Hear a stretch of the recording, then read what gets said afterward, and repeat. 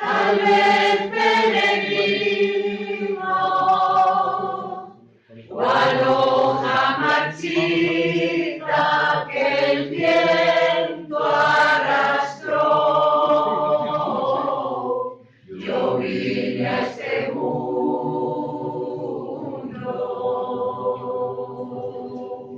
siguiendo el destino que Dios como a todos a mí señaló.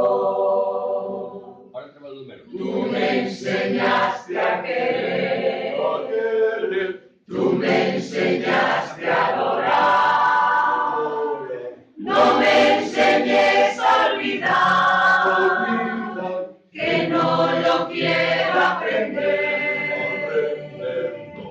Y aquellas tardes que sentada en el jardín, me prometiste amor sin fin, y me juraste que jamás me olvidarías, y ahora ingrata me quieres olvidar. Te quisiera llevar, feliz ángel de amor, a escuchar el rumor de las olas del mar, sin una lágrima ver, de mis ojos brotar,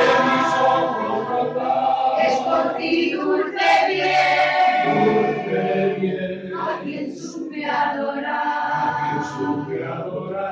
Adiós tierna niña, adiós cariñosa, quisiera que oyeras mi canto y mi voz, quisiera adorarte, mas es doloroso.